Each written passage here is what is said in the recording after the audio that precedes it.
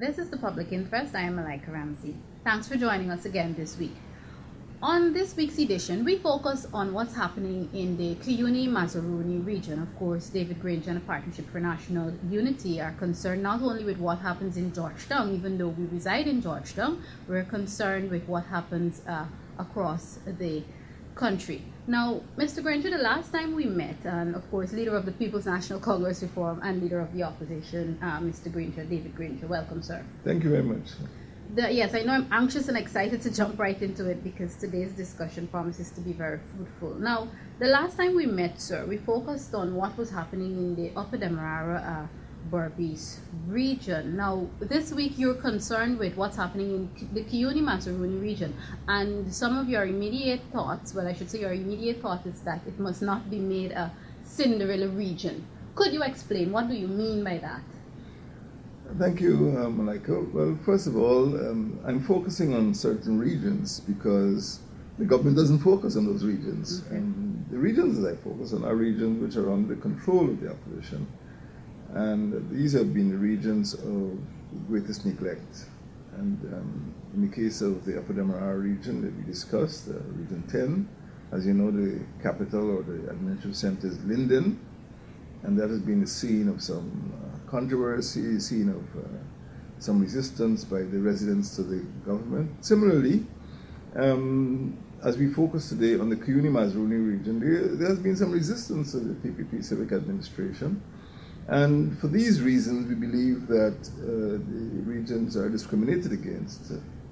Now, this region is the second largest region in the country.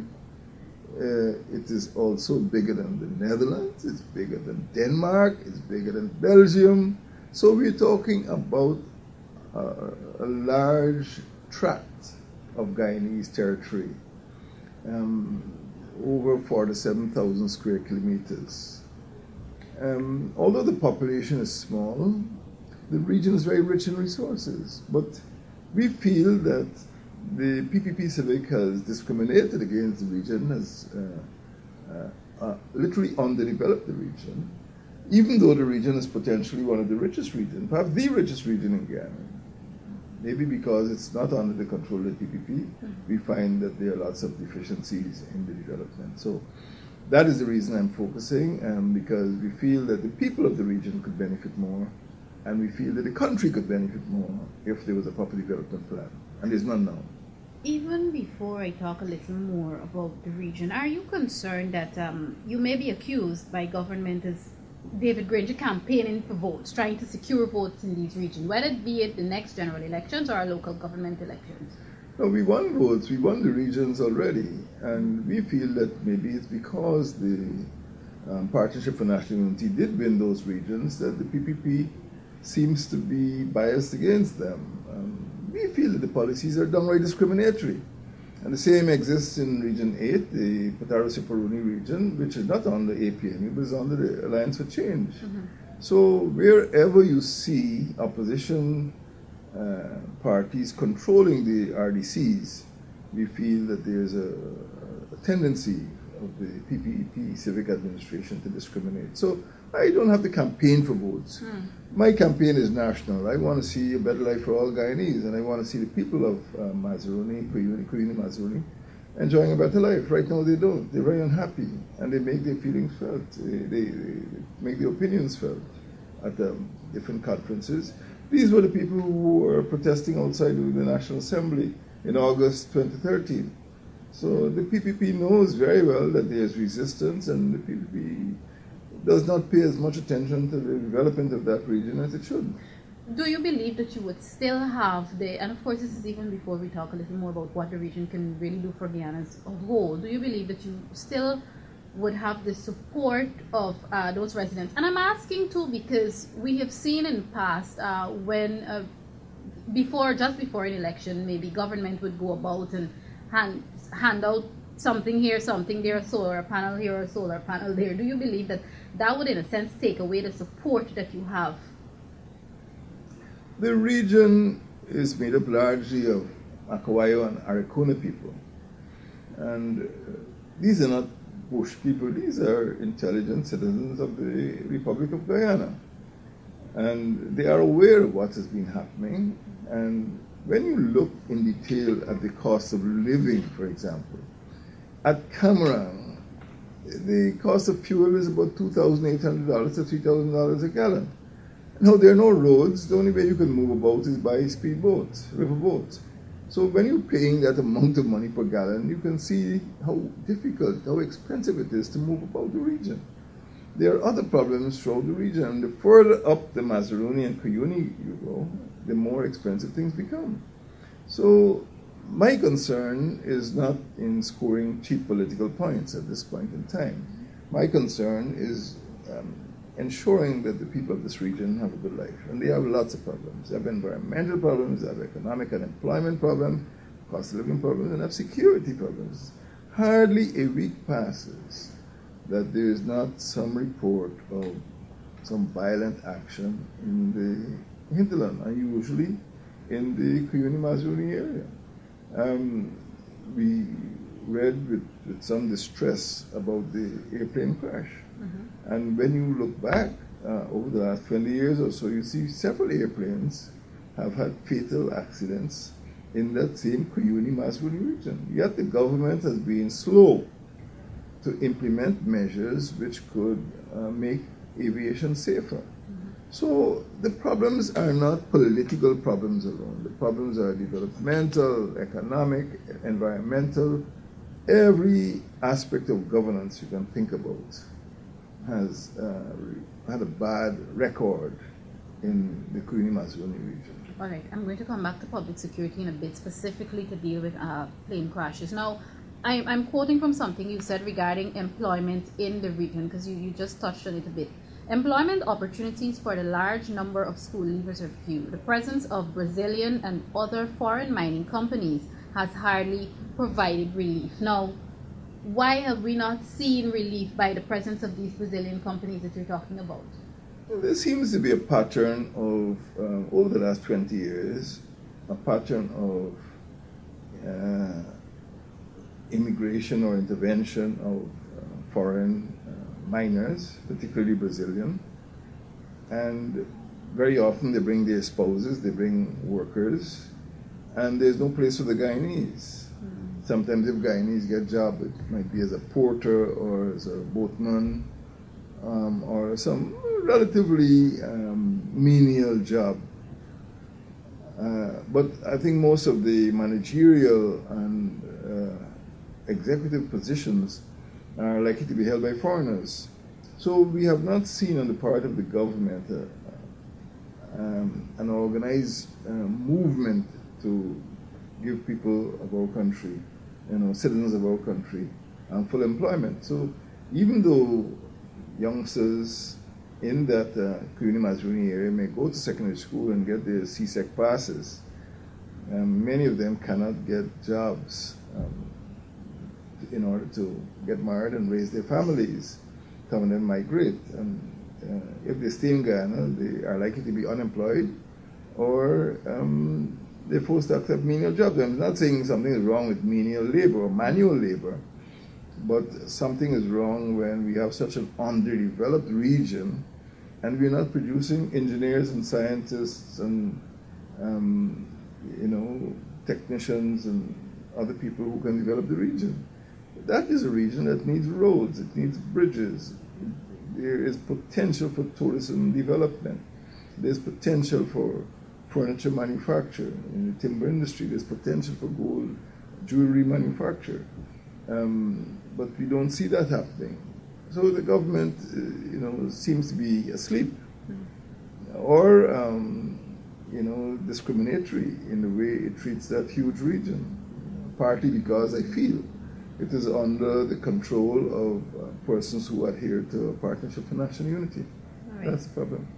Previously, sir, I would have heard, and I'm assuming it's the same in that region, even though I haven't gone to that region much, but I would have heard Guyanese being concerned about Brazilian business persons, Brazilian proprietors, especially Brazilian miners, coming into Guyana, and they feel a bit as though the Brazilians are taking over. Are you concerned that the way in which these international companies, international investors, more so Brazilians, are coming in and running their businesses, are you concerned that it is probably not being monitored by government the way that it should be? We welcome foreign direct investment, regardless of the nationality of the investor. We welcome Canadians, Chinese, Brazilians, Russians. There's no problem with the nationality of the investor. Okay. What we have a problem with is regulation and the enforcement of regulation. And it seems to me that on occasions the regulatory agencies are discriminatory in the sense that they do not enforce the law against persons who might have entered Guyana illegally and might be operating illegally, and they don't have what we call a level playing field. Many small miners in Guyana do not have an even break. Some of them need assistance, and I feel that given the importance and the wealth, actual and potential wealth of the gold and diamond mining industry, we must treat mining the same way we treated rice, you know. I remember the days when rice production was being put on a sound economic footing. People were given incentives, you know, to buy equipment. You know, lands were demarcated so that rice production could be encouraged. Marketing agencies helped to market rice and so on. So I'm not saying that the government should intervene unnecessarily in the productive aspects, but I think the government can help to organize private entrepreneurs to be able to produce, because this is the single richest sector of the economy at present. And right now there is a lot of lawlessness in the sector, and that's one of the reasons why foreigners could come in with their access to capital and take control of certain aspects of the industry. I have been told, again, I don't have the statistics, that most of the diamond mining is controlled by Brazilians. Okay. And Guyanese may have a strong foothold in the gold industry, but I think that there is an influx of the bigger foreign companies. Guyanese have a foothold maybe among the small miners, but the medium and large miners, the people who bring in the equipment, are largely foreign. Let's talk a bit about what many call, and I think it is, you can correct me if I'm wrong here, the capital of the Cuyuni Mazaruni area, and of course that's Bartica. What needs to be done with Bartica and Barticians so that that area, that community can serve the other communities in a more meaningful way, or is it already doing that? Bartica is one of the oldest communities in Guyana. It existed since Dutch time. It was called Vrijheid. And later on, the Anglicans established a mission. The word Bartica actually means red earth or something. And it was essentially an Anglican mission. But what we know as Bartica Township, it's not really a town, of course, it's a village. But we call it a town because I grew up there. What we know about it is it was established at least 170 years ago. It is the best laid out. It is better laid out. I don't want to make invidious comparisons, but it's certainly better laid out than Criverton or Rose Hall or Anna Regina. It has every conceivable ingredient to become a town. It has banks, it has masjids and mandirs and churches, it has schools, it has a police station, it has hospital, markets, it has a vibrant business center, banks and television stations. It is a port of entry, which means that foreigners can go straight there and get their passport stamp and enter Guyana. It has a sufficient population. The population of Bartica alone, I think, is about 15,000.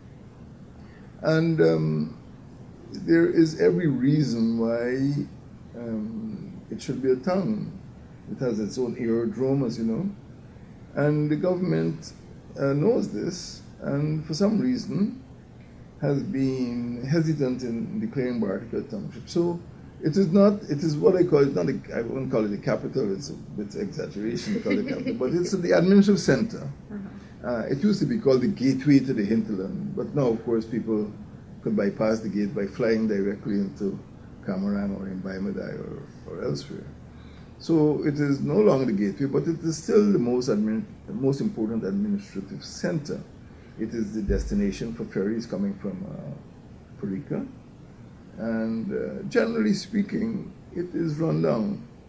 And it needs a lot more assistance. And I'm of the firm belief that if a municipality was created, you got a mayor and a town who could pay attention to solid waste management, pay attention to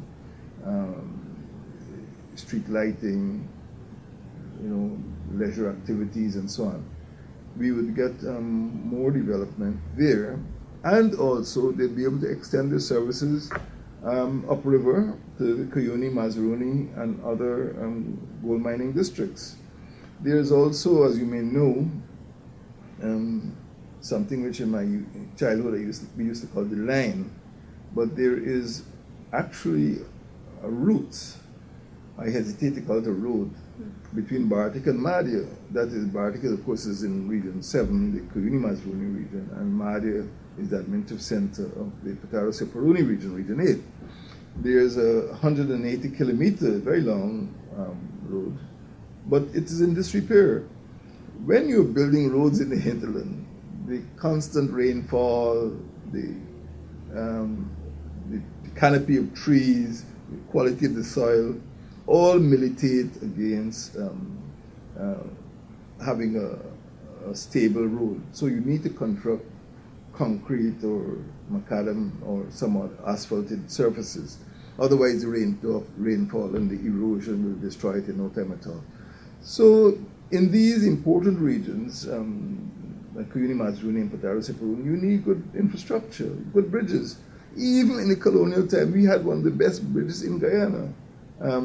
It was called the Denham Bridge, named after the governor at the time, because at that time, the British colonial administration saw the importance of the gold mining industry.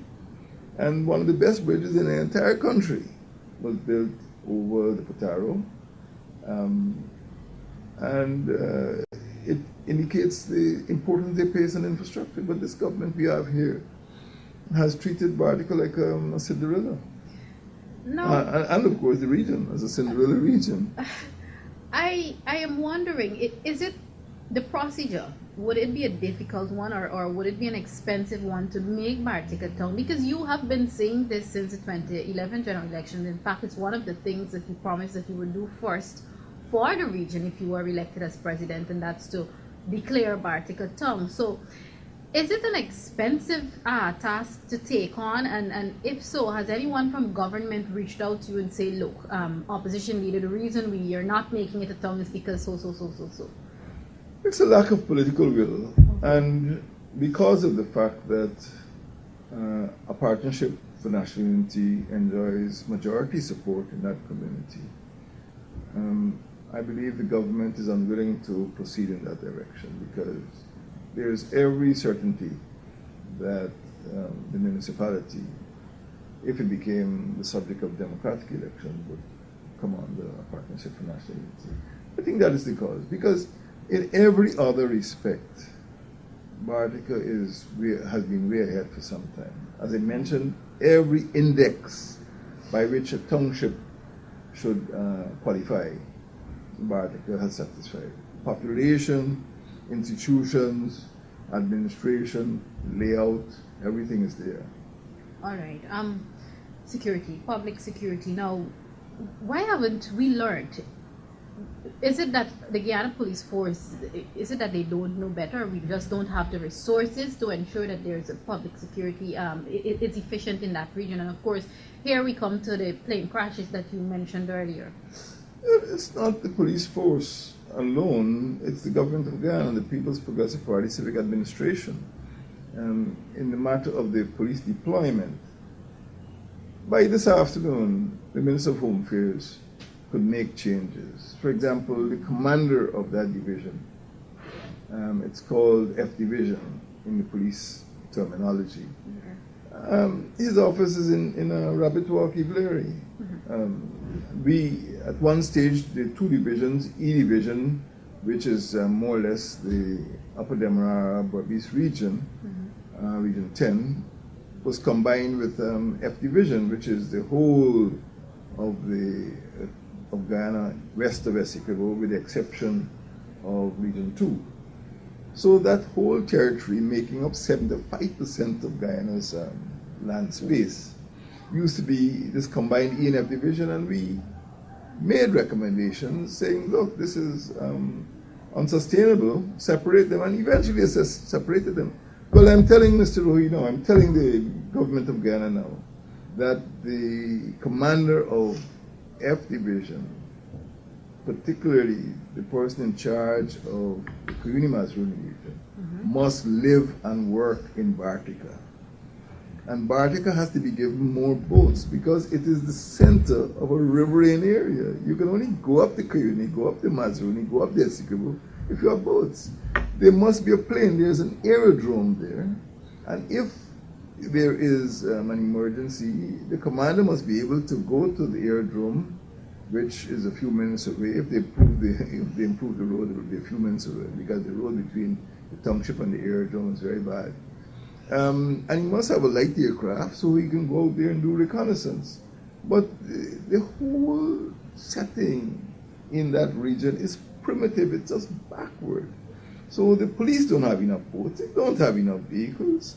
And bandits can go into that area and kill miners, knowing that there's a good chance of escape because the police simply cannot come along and catch them. It take the police 1 or 2 days to find where they are.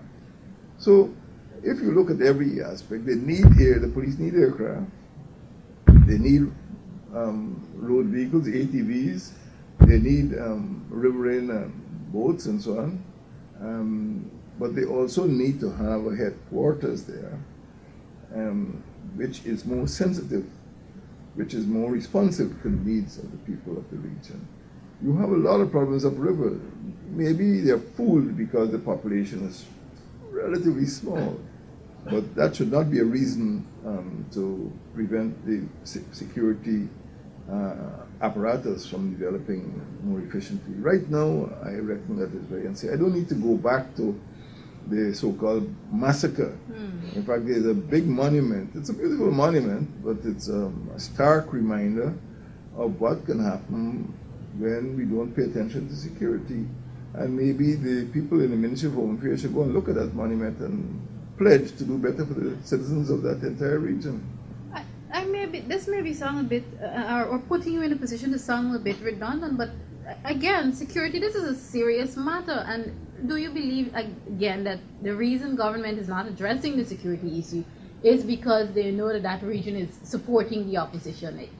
Yeah, it's a conclusion that is difficult to avoid because there is no consultation, and we certainly would recommend that in a matter of security,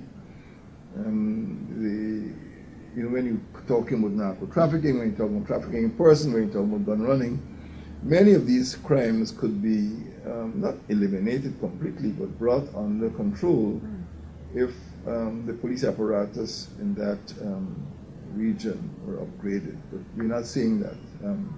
I don't know the reason for it.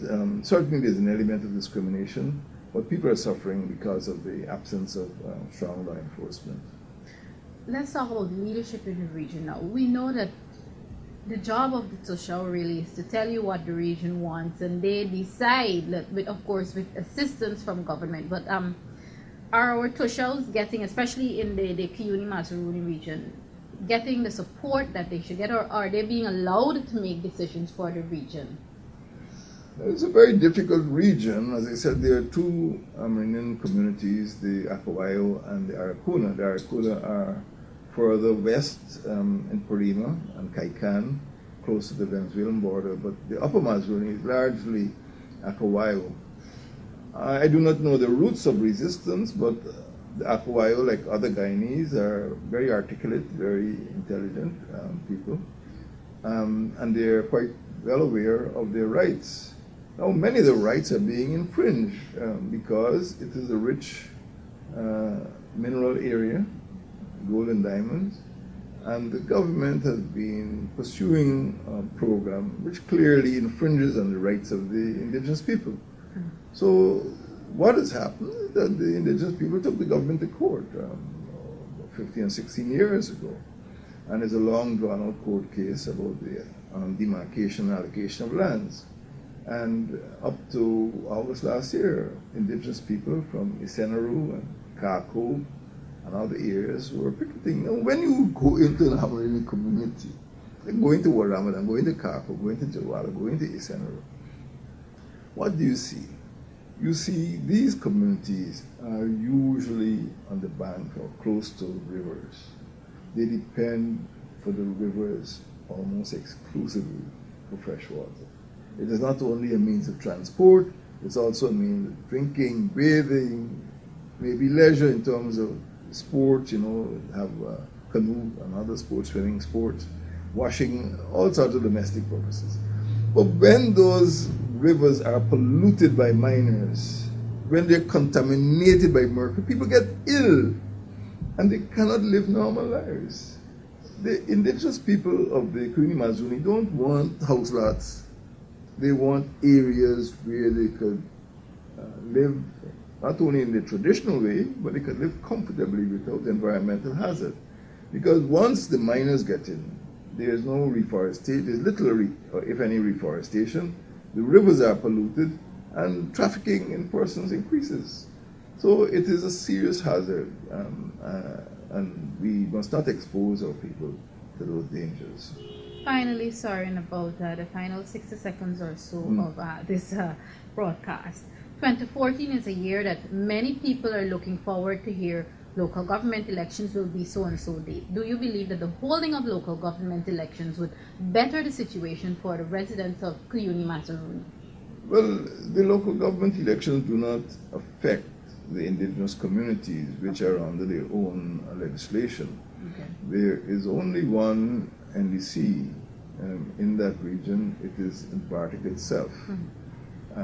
But APNU has been advocating for that community to be upgraded to a municipality. So we have a town and we have a mayor and so on. But right now it's an NDC. But the communities in the upper Mazaruni and other areas are largely under the Amnian Act, and they won't be affected by local government. But I would say that Bartico is going to be affected, and we are campaigning to win, because it's the only way that the people of that community and the people of the region could get a good life. Okay, all right. Thank you very much. Leader of the People's National Congress Reform and Leader of the Opposition, Brigadier the Honorable David Granger. This has been another edition of The Public Interest. I am Malaika Ramsey. Thanks for watching.